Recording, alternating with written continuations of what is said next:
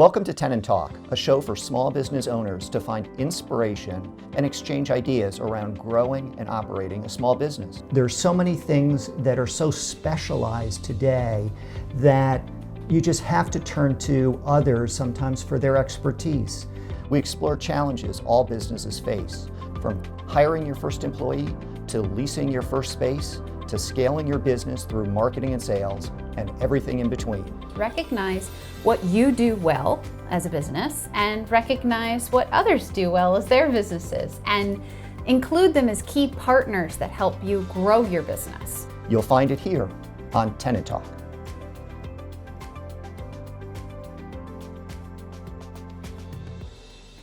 Hi, I'm Bill Singer, and welcome back to Tenant Talk. This is the show where we focus on important things to small businesses. And today's topic, we're going to focus on key relationships that businesses should consider outsourcing.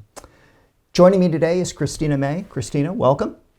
Hi, Bill. How are you today? I'm fabulous. How about you? I'm doing all right. Good. I'm so excited about today's topic. Yeah, so let's jump right in. So from your perspective, you're a small business owner. What do you feel are some of the key relationships that small businesses should be outsourcing? You know, what's interesting is a lot of small businesses that we work with or interface with, they look at outsourcing as maybe a negative or a bad thing. And actually, I think it's one of the best things that you can do for your business is recognize what you do well as a business and recognize what others do well as their businesses and include them as key partners that help you grow your business. So when you think about that and think about those relationships, some of them are really obvious and some of them maybe not so much. So I think the most obvious one we'll start with is probably the lawyer. Exactly. Yeah, something that all small businesses need, especially when you're starting out. And even when you're just trying to decide, when I start the business, what business formation do I want? Do I want to be a sole proprietor? Do I want to be an LLC? Do I want to incorporate?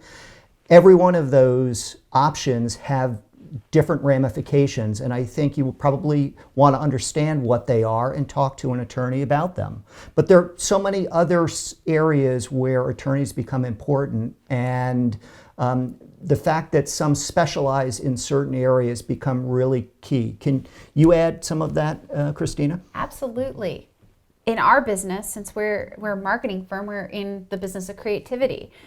Having a lawyer as part of our team and part of our outsource team that really specializes in understanding intellectual property, creative property, and how that works at the contract level, from a protection level, a generalist wouldn't be able to provide those services to us. That being said, though, that person I don't necessarily want doing any of our HR law or writing our employee handbook. So you really want to have a diverse team of specialists when it comes to legal needs. And I think many common mistakes that I've seen is that when you start your business, you find someone to help you with the initial paperwork. But as your business matures, you might go back to that individual as opposed to looking for someone who specializes in the particular legal need at wherever you are in your growth period as a company. So as you're hiring, as HR laws change and you need to update your employee handbook or your contracts. Contract law is very different from employment law. If you're purchasing, let's say, a building, real estate law is very different from those. So you really do need a partner at each step of the way. And making sure that you look for those specialists, have them on call when you need them. Obviously you don't want to self-represent unless you are a lawyer, then self-represent away. But for most of us, that's not what I could say is our superpower. And that's definitely one of the first relationships. So Christina, what's another relationship that a small business should consider outsourcing? I think the second relationship you really take a look at would be the HR function within your company. So that's not to say that as you grow, you might have someone that is exclusively working on administering a lot of human resources, hiring, firing, things like that. But they still need outside resources, because when you really take a look at that, there are specialties within that beyond just the legal. So you're going to take a look at benefits, laws around benefits change, benefits administration changes, and that could be everything from health insurance to, well, goodness, anything could be a benefit anymore. Even like a 401k or a retirement plan. Correct. And that really you need to have an expert in how those work, how to administer them, and how to do it in a way that's within compliance so that you don't get yourself in trouble. As a business owner, sometimes we feel like we can take all those things on, and really we're really not experts in that field. So really tapping an outside resource is going to be a lot less expensive actually than employing somebody full-time on the team to handle all that benefits administration. Not to say you might not grow to a place where that might make sense, but you're still going to be using an outside firm to administer, let's say, your healthcare benefits for your company. Right. And I think it's so easy for a small business owner to just feel like, hey, I've got all this knowledge, I've started this business, but the reality is there's so many things that are so specialized today that you just have to turn to others sometimes for their expertise. It's not only a smart thing to do, but it's the safe thing to do for your business. Bill, I think a topic that everyone needs, but not necessarily everyone gets excited about, is outsourcing their accounting function. So I know that you do some internal but also external accounting. Could you maybe talk a little bit to that? Absolutely, Christina. So I think that accounting is a very easy thing for a small business to outsource and is extremely critical as well. When we think about accountants on our side, there are accountants who are involved in the bookkeeping piece. So that's, basically collecting the checks, depositing them, collecting the bills, issuing payment for those services. But then on a separate side, there is the tax accounting piece, and that is a very different function, a very different knowledge base than the bookkeeping accountant would have. So small businesses need to think about those as really two different functions and two critical functions. The other thing that I think is really important for small businesses to consider when it comes to accounting is separation of duties. When you're a small business, it's very easy to have one person who handles everything accounting related, but there's no real good oversight for that. And to me, that separation of duty, to have somebody else looking at the information and looking at the books that are being produced every month becomes critical, because it's so easy for a bad activity to occur if there's only one person who is writing checks, making deposits, and things like that. What have been some of your experiences with accountants? I echo everything that you just said. It's so important to have those functions separate from each other, and it really does protect you. It protects the business, and it's just like every other outsourced relationship. There are different functions within that relationship that you need to take a look at. Bookkeeping is very different. So the person who's doing the books, it needs to be separate from the person who's doing the reconciliation. These don't necessarily need to be you as the owner, or maybe they could be. You could be one of those functions, but it could also be someone who's, a staff member. You need to keep the separation in place. And for planning your business, take a look at the accounting function, because it plays a huge role.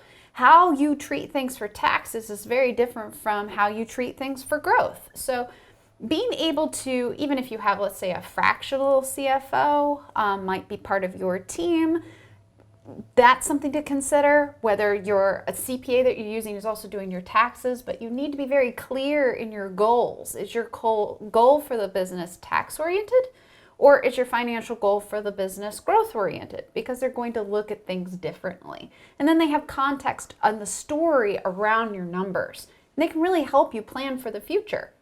You're looking to expand, how you can leverage debt, things like that that you probably wouldn't look at otherwise. And a related relationship to, the accounting functions also having a relationship with a banker as well. When you want to have that relationship with a banker is not when you need it. You need to establish that relationship before you need, say, a line of credit or a loan, because oftentimes by the time you need it, you might not be able to qualify for it. So that's kind of a related outsource function that you definitely need. Not necessarily you would think to have a banker on staff, but it's a related function. And then lastly, I think for accounting success, you need to make sure that you have the right tools from your accountant to do the job. So that means that you've got whatever statements you need in a timely manner to be able to manage the business. You shouldn't be managing your business from your bank statement. So definitely all things to consider, and definitely things that you usually wouldn't have all in-house. Speaking of another related function that this one might not come right away to mind to outsource, but is related to cash and revenue, would be your marketing and sales. A lot of small businesses think that it's a good idea to keep marketing and sales inside their company, that they either need to do it themselves, they need to find someone to do that for them, and maybe I'm a little biased as a marketing company and a career marketer, but that's definitely not something that we recommend that you keep within your company. And there's a host of reasons why, but more than anything else is that you cannot be an expert at everything. I've really got to add to that. As a small business that needed some real help in marketing, when we turned to your firm, there were some things that we thought we needed, such as website redevelopment, but there were a whole host of other things that we didn't even think about, that we didn't know what we didn't know. And by turning to an expert who is in this field every day, we were exposed to those things that helped us improve engagement with our customers, helped us improve engagement, in our case, with our investors.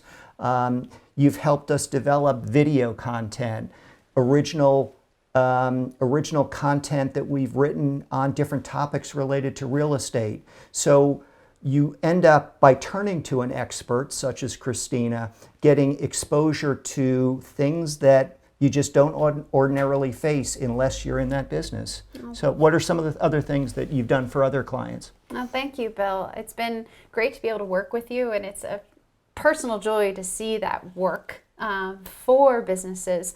But the thing that I always caution someone about marketing or saying that, oh, well, I can do that all myself, or I'm going to hire someone, or worse, I'm going to maybe have an intern do it, is that you're looking at a discipline that has so many specialties within it now. So maybe before the internet, but even then, you could say, okay, well, maybe I can hire a marketing director and they can handle this for me. I don't need to engage with an outside party or an agency.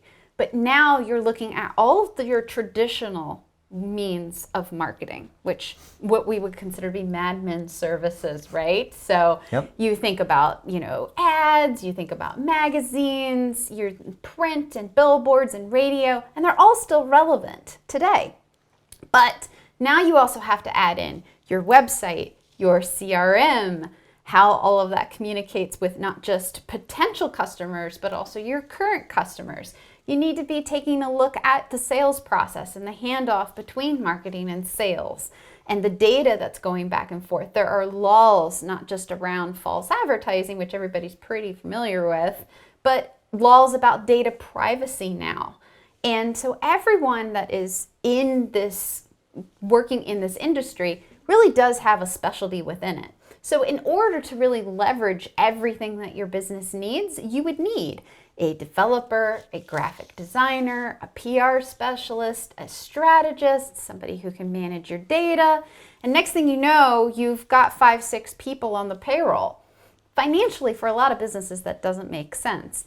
Never mind, that's probably not your core offering, which is really, I think, the key takeaway for most of what you would outsource. If it's not your core offering, and it's going to take more than one person to do it and do it right and do it well, you should probably consider outsourcing it, you're actually going to end up saving money in the end. Right. And kind of on a related issue, one of the things that we found so interesting is with some of the marketing material that we produce, the video, some of the original written content that we've put together, is the analytics that we get from it and how software interweaves itself into not only marketing, but so many other things that small businesses effectively need. Right now, a lot of businesses are facing issues with ransomware, for example, and having to pay companies or individuals or hackers, whatever you want to call them, fees to unlock their data. And small businesses absolutely need to protect themselves from this type of an issue. So having offsite backup of your data is so critical. What are some of the other things that are IT related, Christina, that you've experienced? Well, we definitely spend a lot of time in the MarTech space, but adjacent to us is definitely IT.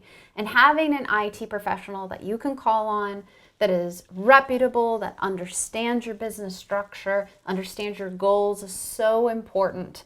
And there are many different types of IT companies that are out there. So this goes beyond just your internet connection. This really dives into data and the internal data that you have, your CRM data, understanding your tech stack, and your IT consultant really can enable you to do a lot of things that will prevent massive issues in the future. So whether everyone has to think about, okay, well, where's all my HR data stored?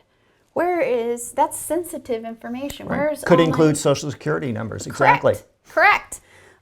Where is all of my accounting information stored? That's going to have account numbers. It's going to, or if you take credit cards, how is that being protected? Because if you really look at the fine print, if you have a data breach, it's on you and your company. So having that IT professional understands how your transactions, how all of your tech works together, understands what your goals are. So the relationship that we have with our IT consultant is that he understands that my goal has always been, if for some reason something terrible was to happen, and my example used to be if everything went up in smoke, right? So all the computers went up in smoke, everything went up in smoke. Not that we want that to happen. Exactly. But that's awful.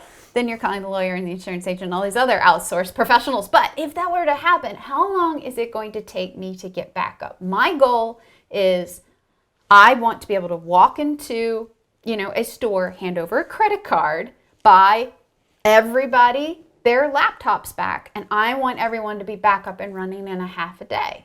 That's it. That's all the lag time. Yeah, that's amazing. He was able to engineer, though, a plan that had, incremental backups and where those backups are located without slowing us down, allows us to be geographically diverse, not all in the same building, everything to be secure, and it allows you to really sleep at night. So when you work with somebody, you talk about their data. For instance, we work on a lot of sensitive pieces of data with our clients. We're able to give them the assurances that, no, we have these plans, and this is how your information is protected. And any business that is dealing with accepting payments and has employees, this is definitely a risk. So especially as we become more and more remote, as people are using more and more technology, you really need to look at that as part of your plan and definitely not skip it. And then one I don't think that gets a lot of attention, but I think that we should, round this out with, is talking about insurance. I know, but we talked about burning down the building here. So let's talk about insurance, because I think their insurance partner is another one where I think people just check the box, but they really overlook that outsourced relationship as a strategic partner. Yeah, you're so right. You brought up data breach earlier, and that triggered insurance in my mind as well, because that's in fact a type of insurance that you can protect yourself from or secure. So yeah, from a small business perspective, having insurance for your workers' compensation, that of course is mandatory in a state, but You also want to think about having general liability insurance and what levels of insurance do you want to have covered. Obviously, the lower the premium, the higher level of deductible that you're going to have. But being able to talk to an insurance broker about the various options that are there, what's suitable for your business. I'll give you a great example. So we're in the commercial real estate segment. Every time we put a loan on a property, we're given loan requirements or insurance requirements from that lender. Every time we've got to pass those along to our insurance broker to make sure that we have the appropriate coverages, to make sure that all of that lines up with the requirements that the lender has for us. So having the right insurance and having the right team of people to evaluate what your various risks are really important. So what have been some of the other experiences you've had with insurance, Christina? Well, just as, the normal ones like you mentioned, like workman's comp, but I come back to it's important to have partners that understand what your goals are and what your risk tolerance is as an owner. Mm-hmm. And being able to communicate that to them so that they understand, what's important to you. Is the high deductible important to you? Is data breach important to you? We film a lot. Drones come into play for us. I'm sure everyone who's ever gotten an insurance policy, there's always an exclusion for drones.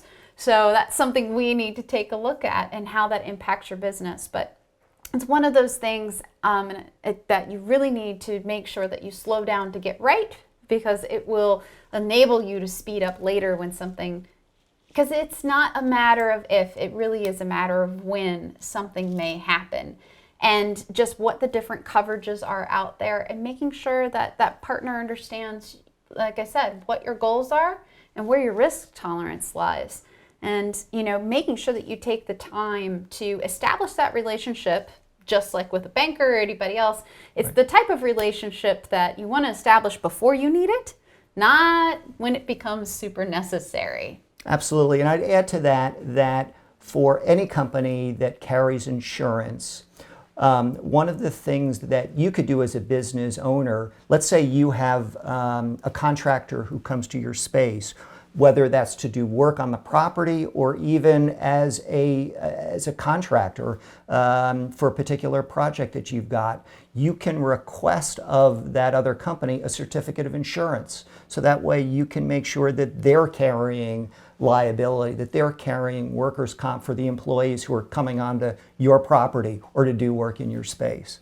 Oh, that's a great point. And someone who's in real estate would know that one, that's for sure. But before we round out today's talk, I want to leave our audience with just a takeaway, something that, if you were to give someone advice, on outsourcing, what would be your piece of advice to a small business owner that's looking to outsource these different functions? Yeah, invest the time to find the right people. Talk to your friends, talk to colleagues, talk to other business associates, ask them who they're using, meet with each of those different companies, get to know them, let them get to know you.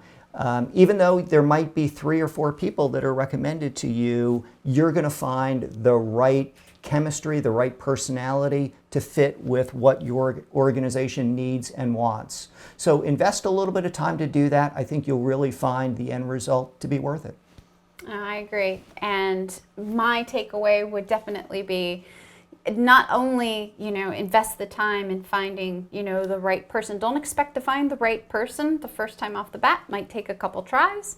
But the other thing that I would really recommend when outsourcing these relationships is to remind yourself that you're hiring the experts. So make sure you clearly communicate your goals. And when you're vetting, make sure to listen to them. Remember, when your customers come to you because you're an expert, you're engaging them because they're experts. So they can only be an expert if you clearly articulate what your goals are and you listen to some of their recommendations. And whether you take them or not, you need to have that space and understand it's not a vendor relationship. It's really a partnership.